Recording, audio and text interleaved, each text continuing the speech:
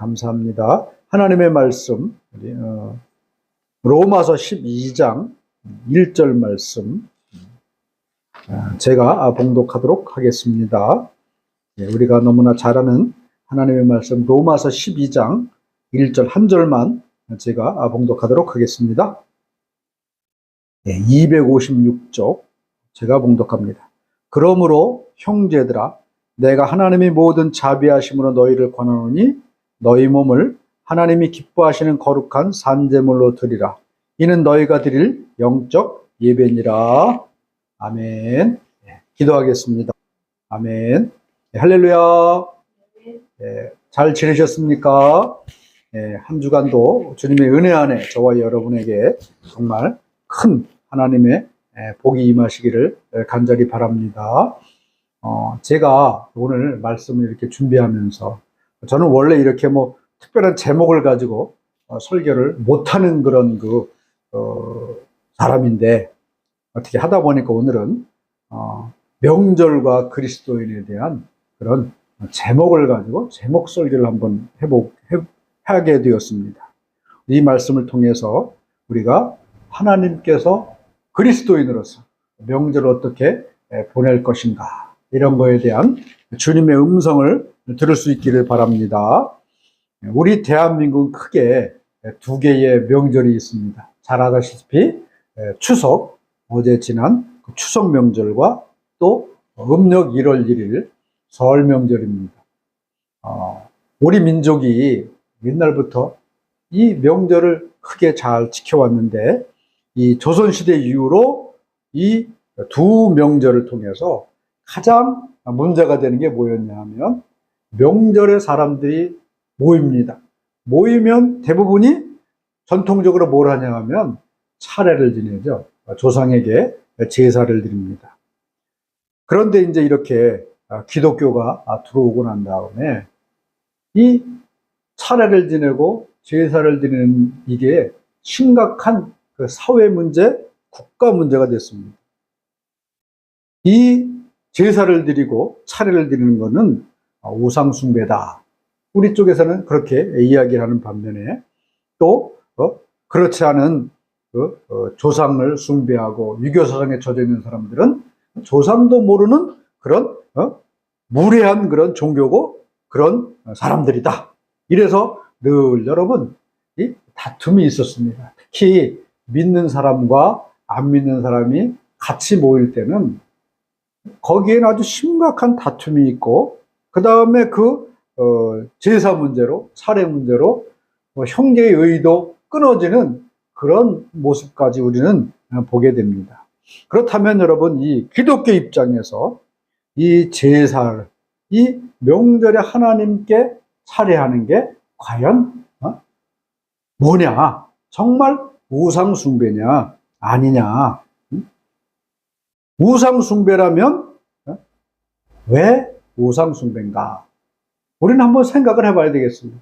저도 어렸을 때부터 교회 생활을 하면서 제사 드리는 거는 무조건 우상숭배다. 그러니까 제사에 참여하지도 말고, 심지어는 음식도 차리지 말고, 절하지도 말고, 그런 교육을 계속해서 받아왔습니다. 그러나 왜 제사가 우상숭배인가? 라는 거에 대해서는 설명을 듣지 못했어요.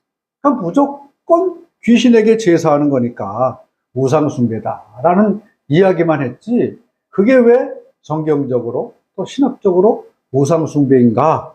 그거에 대해서 다른 사람들한테 설명을 할 수 없었던 겁니다. 그런데 여러분, 천주교가 우리나라에 들어와 갖고 엄청난 핍박을 받았습니다. 수번의 박해를 당해서 많은 사람들이 죽었어요.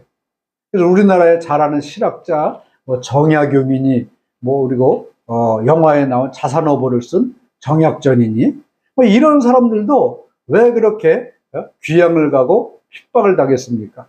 다 서학, 예의, 천주학에 빠져 있기 때문에 그랬다는 거죠. 여러분, 이 천주교가 서울의 합동동에 가면 절두산 성지라고 있습니다. 이게 어떤 곳이냐 하면 조선시대에 천주교를 많은 사람들이 박해를 당해갖고 천주교 신자를 끌어다가 합정동, 마포, 나루터 그 산에서 다 목을 잘라서 수백 명, 수천 명을 다 죽였어요. 그래서 그곳을 천주교 신자들을 목을 잘라 죽인 거, 그래서 끈을 절자 머리도 자 써가지고 절두산 성지다 이렇게 이야기를 합니다. 그런데 여러분, 조선시대의 천주교가 그렇게 핍박을 받고 많은 사람들이 죽고 순교한 이유 중에 가장 큰 게 뭐였냐 하면 천주학쟁이들은 조상을 모르고 제사를 드리지 않는다. 제사는 우상숭배이기 때문에 우리는 오직 하나님, 천주님께만 예배하고 제사하지 다른 어떤 곳에서도 제사할 수가 없다. 이래가지고 여러분, 많은 사람들이 이 천주학쟁이들이 조상 제사를 드리지 않는다는 그런 이유를 가지고 이렇게 순교하고 목이 잘려 죽었습니다. 그런데 아이러니한 거는 뭐냐 하면 지금 천주교 신자들은 그런 여러분 과거에 자신들의 선조들이 제사를 지내는 것은 우상숭배다라는 그런 것 하나 때문에 수많은 사람이 목숨을 잃었다는 그 사실을 잘 몰라요. 그리고 지금은 어떻게 되느냐.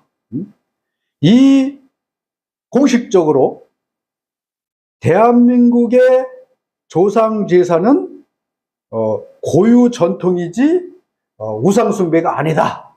이렇게 여러분 교황청에서 선언을 해서 이제는 이 천주교 신자들은 아무런 죄의식이 없이 조상 제사를 드린다는 겁니다. 참 아이러니한 거죠. 과거에는 조상 숭배가 우상 숭배다라고 해가지고 목이 잘려 죽었는데 지금은 그 천주교 신자들은 조상 숭배는 결코 우상 숭배가 아니다 해가지고 이 제사를 드리고 그런단 말입니다. 여러분, 특별히 우리 개신교가 무엇을 근거로 해서 이 조상 숭배 차례는 우상 숭배다라고 이야기하냐 하면 고린도전서 10장 20절 말씀에 이런 말씀이 있습니다. 대저 이방인의 제사하는 것은 귀신에게 하는 것이요 하나님께 제사하는 것이 아니니 나는 너희가 귀신과 교제하는 자 되기를 원치 아니하노라. 그럼 우리는 이 사도 바울이 고린도 교회 교인들에게 이런 말씀을 보냈는데 이 시간에 생각해 볼 것은 성경에서 이야기하고 사도 바울이 이야기하는 제사, 우상에게 절하고 우상을 숭배하는 그 제사랑 우리 대한민국에서 조상에게 차례를 지내고 제사하는 이 제사랑은 구분할 필요가 있다는 거죠. 성경에서 이야기하는 제사랑 우리가 조상들에게 지는 제사랑 똑같지는 않다는 겁니다. 그래서 성경에 나온 이 제사는 뭐냐 하면 특별히 구약을 보면 바알과 아세라 그 신이 나오잖아요. 그들에게 바알과 아세라 신에게 제사를 했습니다. 제사하는 이유는 목적은 뭐냐 하면 그들은 풍요의 신이니까 농사를 짓는 이 땅에 내가 열심히 제사를 드리고 그 신들의 마음을 흡족하게 하면 그들이 기뻐가지고 우리에게 복을 내리실 것이다. 이러한 마음으로 여러분 제사를 드렸다는 거죠. 그리고 이 고린도 교회 교인들도 대체로 뭐 제우스 신이니 그 다음에 뭐 비너스 신이니 우리가 잘 아는 그런 신들의 커다란 신전을 지어놓고 거기다가 제사를 드리면 뭔가 그들이 이 제사를 받고 우리에게 복을 준다라는 마음으로 제사를 드렸다는 겁니다. 그런데 여러분 우리가 이 지금 조상에게 드리는 제사, 그 제사랑 이 성경 시대에 드리는 그 제사랑 차이점이 뭐겠습니까? 이 시간에는 한번 그것을 우리가 좀 생각을 해봐야 될 것 같아요. 우리가 가장 문제가 되는 게 뭐겠습니까? 조상에게 제사를 하는데 많은 재물을 차려놓는다. 귀신들이 와서 그것을 먹을 거다. 그 다음에 그 죽은 자에게 절을 한다.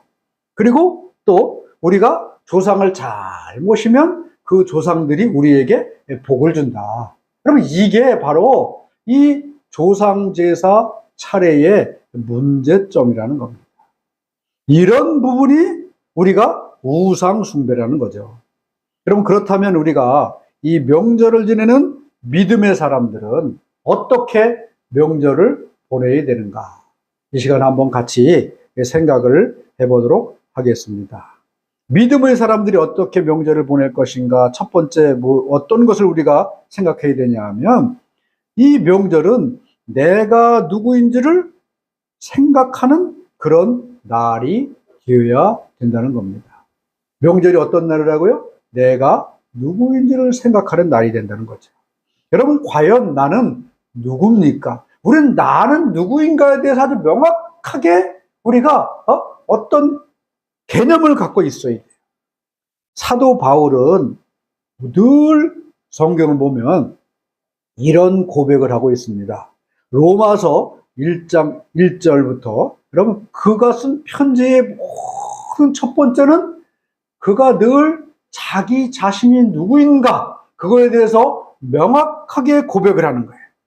로마서 1장 1절은 뭐라 그러냐 하면요, 예수 그리스도의 종, 나 바울은, 이렇게 말하고 있다는 거예요. 이 사도 바울은 자기가 누구인지에 대해서 아주 철두철미하게 지금 알고 있다는 겁니다. 자기는 예수 그리스도의 종이요, 예수 그리스도의 노예다. 여러분, 과거의 종은 노예였어요, 노예. 물건이었죠. 돈을 주고 사고 팔기도 하고, 아니면 병들면 내다 버리기도 하고, 완전히 주인의 소유였다는 거죠. 누가요? 종, 노예가. 사도 바울은 철저하게 자기는 주인인 예수 그리스도의 종이요, 예수 그리스도의 노예다, 이렇게 고백을 했다는 겁니다. 여러분, 주님을 믿는 모두는 이 사도 바울의 고백처럼 주님의 종이요, 예수 그리스도의 노예인 줄로 믿습니다. 왜 여러분 우리가 종입니까?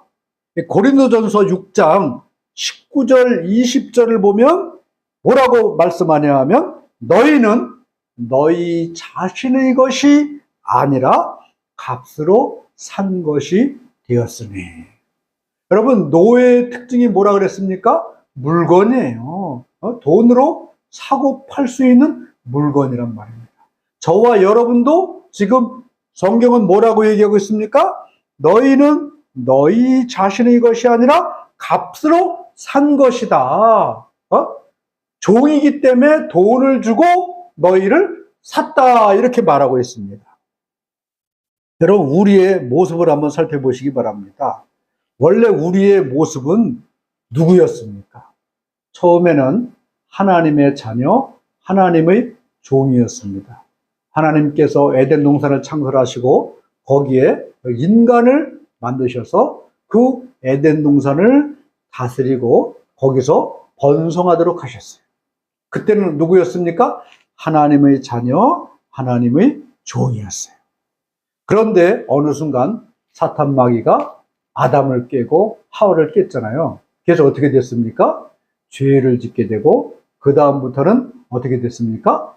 죄를 짓는 자마다 누구예요? 마귀의 종이니라.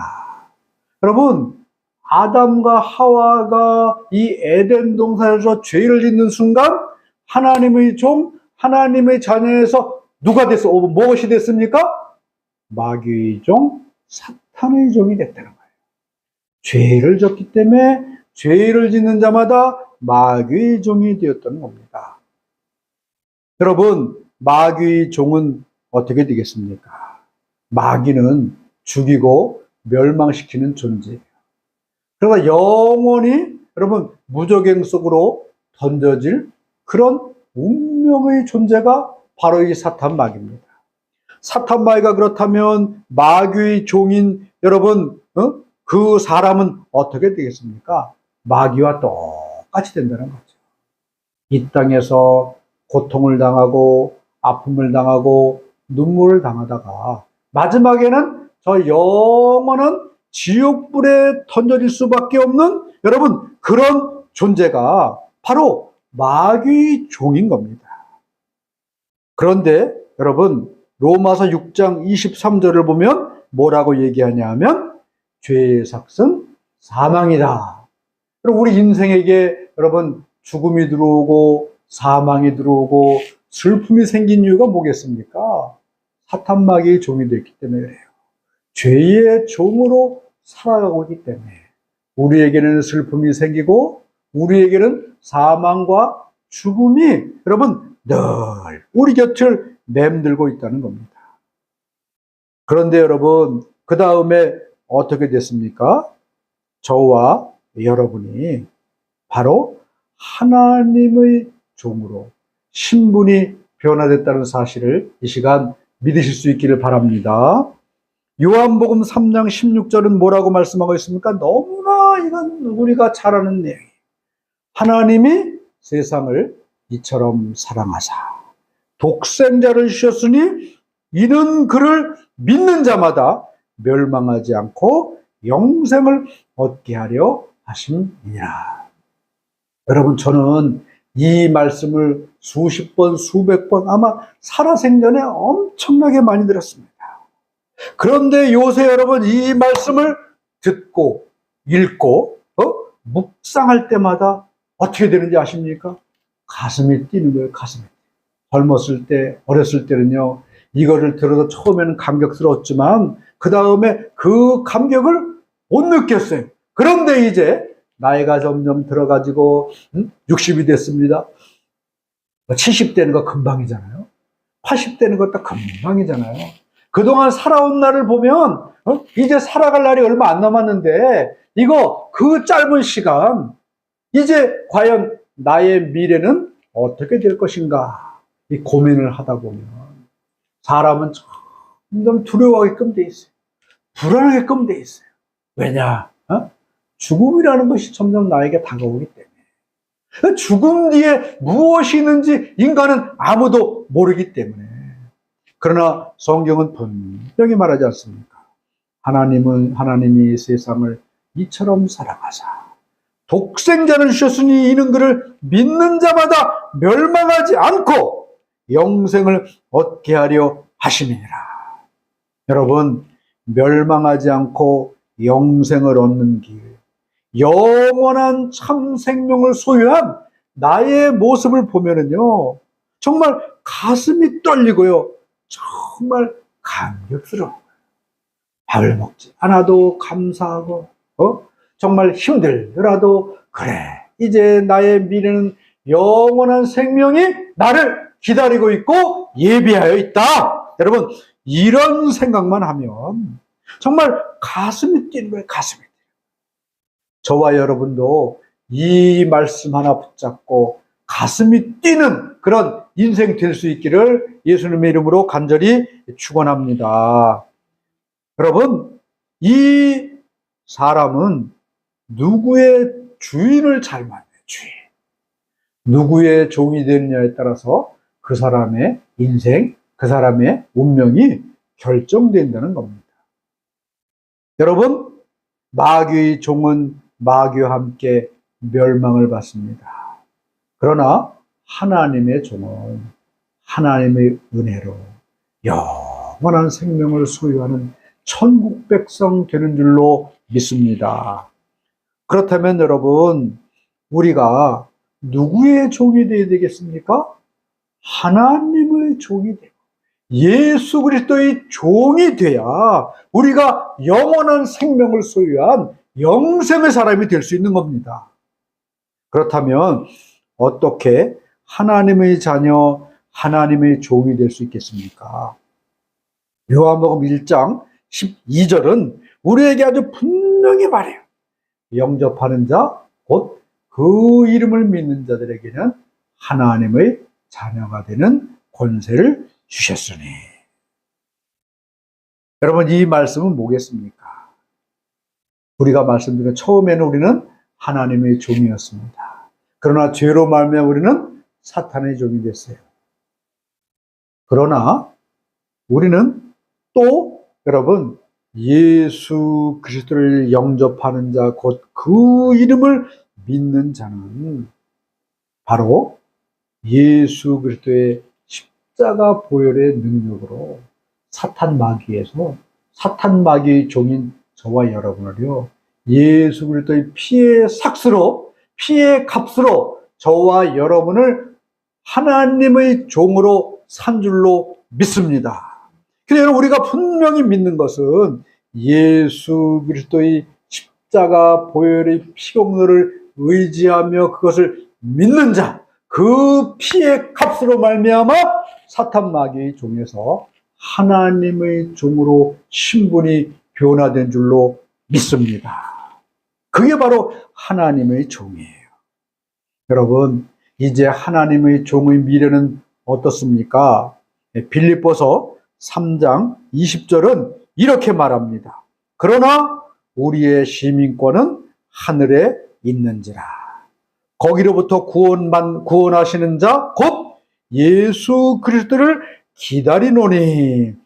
하나님의 종은 더 이상 여러분, 사탄 마귀와 함께 지옥의 권세가 해치지 못하는 그런 존재입니다.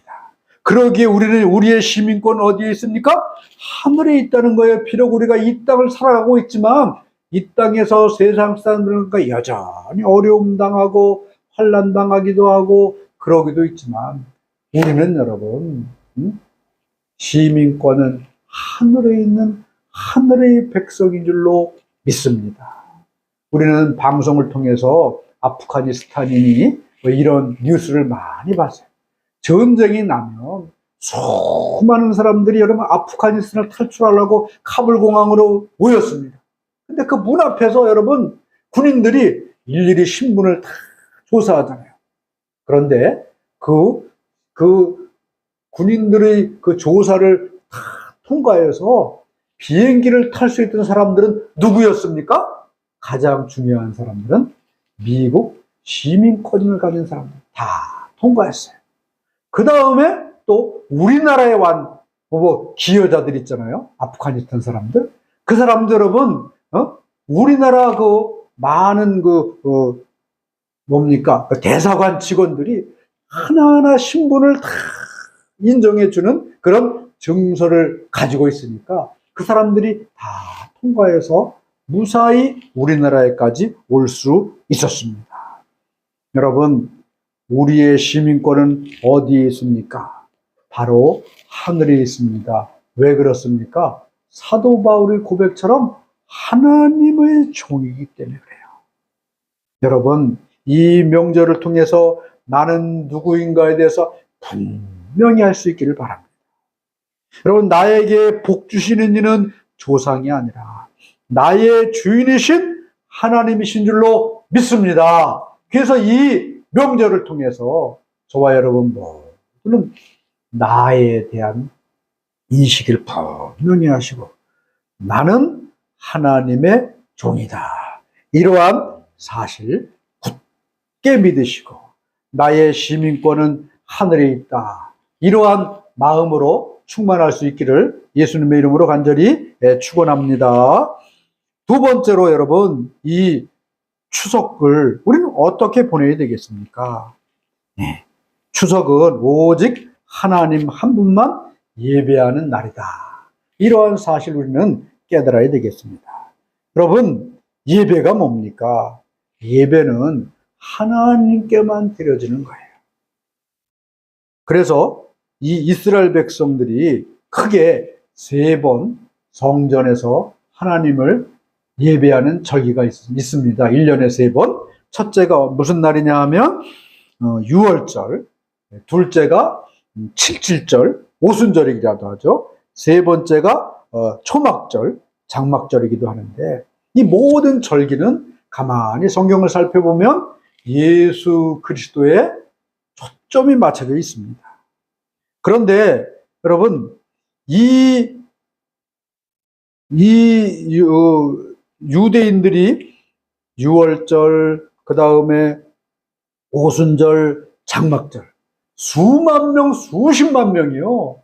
전 세계에 흩어진 유대인들이 다 한 곳에 모여서 오직 하나님께 제사하고 하나님을 찬양하는데 집중했어요. 여러분, 우리가 이 추석은 무엇이냐?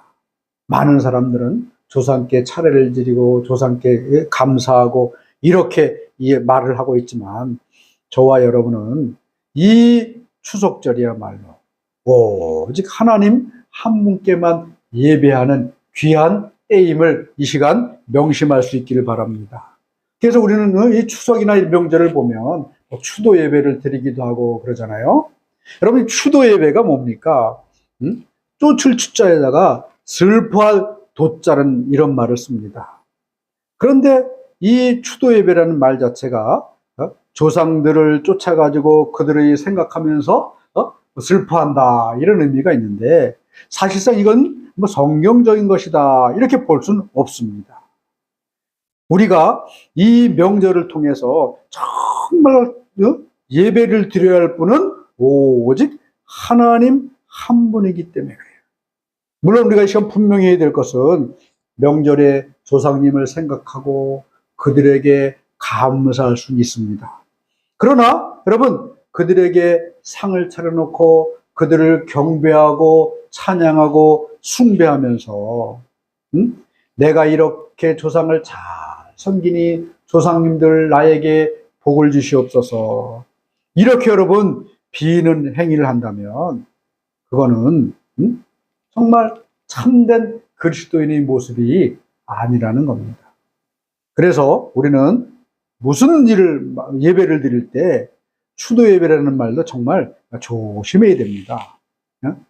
예배를 드린 후에 그 어르신들이나 조상님들을 추도하거나 애도하거나 그들을 생각할 수 있지만, 전적으로 예배는 하나님께만 드려지는 거예요. 그래서 우리가 추석에 모여 믿는 사람들은 하나님을 예배하고 감사한 후에 조상님들에 대해서 생각하고 그들의 은혜에 대해서 감사하고 그들을 기억할 수는 있지만, 그들을 예배하거나 찬양하거나 경배해서는 안 된다는 겁니다. 예배는 오직 누구에게만 드릴 수 있어요? 하나님께만 드릴 수 있다는 거예요. 그래서 추도 예배도 온전한 말이 아니고, 여러 가지 이러저런 예배라는 형식으로 인해서 어느 분은 차나 예배다, 어떤 분은 무슨 예배다, 이렇게 얘기하는데, 여러분, 그거는 온당한 말이 아니다, 이런 사실을 우리가 분명히 깨달을 수 있기를 바랍니다. 다시 한번 강조합니다. 왜 이 추석이 제사가 우상 숭배의 연일 수밖에 없는가? 그거는 죽은 자를 예배하고 찬양하고 그 다음에 그들에게 복을 구하기 때문에 이게 문제가 되고 우상 숭배가 된다는 것입니다. 복을 주시는 이는 오직 누굽니까? 하나님 한 분일 뿐이라는 거예요.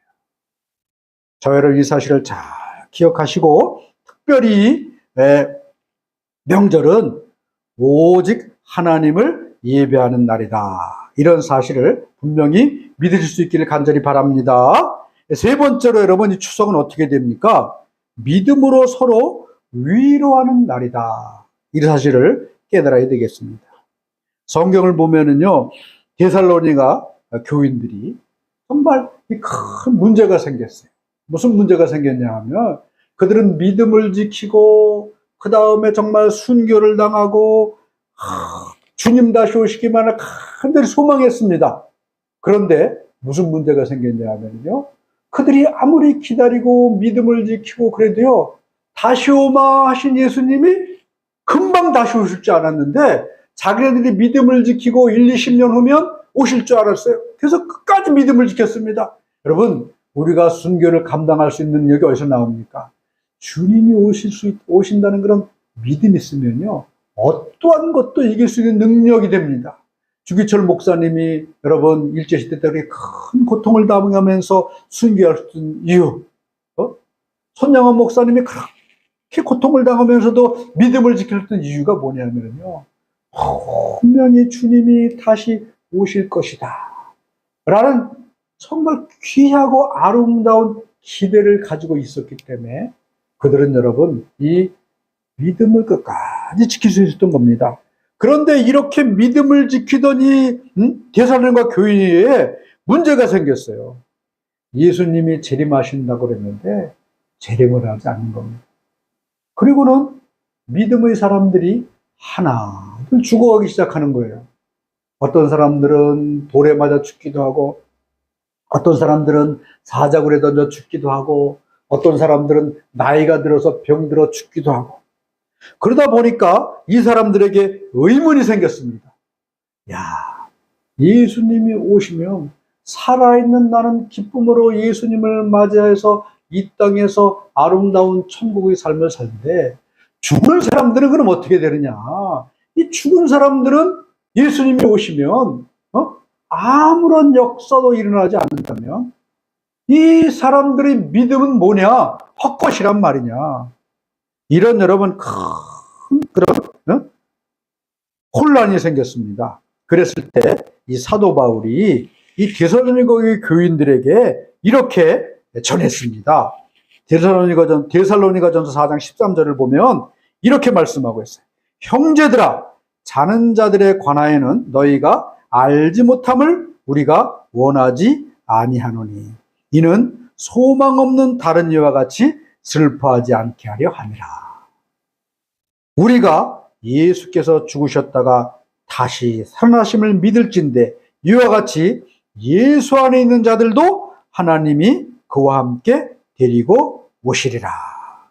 주께서 호령과 천사장의 소리와 하나님의 나팔 소리로 친히 하늘에서부터 강림하시리니 그리스도 안에서 죽은 자들이 먼저 일어나고 그 후에 우리 살아남은 자들도 그와 함께 구름 속으로 끌어올려 공중에서 주를 영접하게 하리라 하시리니 그리하여 우리가 항상 주와 함께 있으리라. 그러므로 이러한 말로 서로 위로하라. 여러분, 죽은 자들이 그럼 어떻게 될 것이냐? 우리 아버님, 할아버님 돌아가셨는데 이거 어떻게 될 것이냐? 오늘 성경은 분명히 말하지 않습니까? 주님 다시 오시며 그들도 다시 다 일으켜 세워서 그 일어난 자들과 함께 주님이 우리에게 임하시고 다시 오시리라. 그러므로 서로 위로하라 이렇게 말씀하고 있습니다. 여러분, 우리 어머님이 돌아가시고 아버님이 돌아가시고 조상들이 다 돌아가셨습니다. 그들이 어떻게 될 것인가? 주님이 재림하시는 날 다 그들을 일으켜 세워서 그들과 함께 주님은 다시 이 땅에 오시는 줄로 믿습니다. 이러한 믿음으로 서로 위로할 수 있기를 바랍니다. 그런데 문제는 뭐냐? 하나님을 알지도 못하고 하나님을 안 믿던 사람, 이런 사람들은 그럼 어떻게 될 것이냐? 참 여러분 고민스럽죠. 그러나 우리가 이 시간 분명히 해야 될 것은 그 모든 것들은 우리는 하나님의 뜻에 맡겨야 되는 거예요. 내가 이 사람은 지옥 같다, 이 사람은 천국 같다, 이렇게 여러분 우리는 확증할 수가 없다는 겁니다. 그래서 여러분 이런 말이 있지 않습니까? 우리가 천국에 가면 세 가지 놀랄 일이 있다. 첫째가 뭐냐? 도저히 저 사람은 천국에 올 수 없을 것 같은 사람이 천국에 와 있다는 거. 두 번째로 꼭 저 사람은 천국에 갈 수 있을 것이다 믿었는데 그 사람이 천국에 없다는 거. 세 번째로 나 같은 사람이 천국에 와 있다는 거. 여러분 분명한 것은 내가 이제 주님이 부르신 날 천국에 가면 내가 알지 못하는 놀라운 일들이 준비되고 예비되어 있는 줄로 믿습니다. 그러므로 우리는 여러분 이 조상들에 대해서 슬퍼하거나 눈물만 흘리지 말고 다시 오실 주님, 그들과 함께 이 땅에 예수님과 함께 오실 우리 선조들을 생각하면서 서로 위로하는 시간 삼으실 수 있기를 간절히 바랍니다. 네 번째로 여러분, 이 명절을 우리가 어떻게 지내야 되겠습니까? 가난한 자들을 구제하는 날로 삼아야 됩니다. 시간이 없어가지고 제가 더 이상 긴 말씀을 못 드리겠지만 여러분 성경은 이렇게 누가복음 14장 12절은 말씀하고 있어요. 또 자기를 청한 자에게 이르시되 네가 점심이나 저녁이나 베풀거든 벗이나 형제나 친척이나 부한 이웃을 청하지 말라. 아니, 잔치를 베풀어 놓고 부한 사람, 이웃, 친구들을 청하지 말래요. 두렵건대 그 사람들이 너를 도로 청하여 네게 가품이 될까 하니라. 부유한 사람, 돈 있는 사람들은요, 내가 크게 청하면 그 사람들도 또 언젠가는 크게 청한다는 말이죠. 쉽게 얘기하면 쌤쌤이 된다는 거예요. 잔치를 베풀거든 차라리 가난한 자들과 몸 불편한 자들과 저는 자들과 맹인들을 청하라. 그리하면 그들이 갚을 것이 없으므로 네게 복이 되리니 이는 의인들의 부활 시에 네가 갚음을 받겠음이라 하시더라. 잠언 19장 17절에 이렇게 말합니다.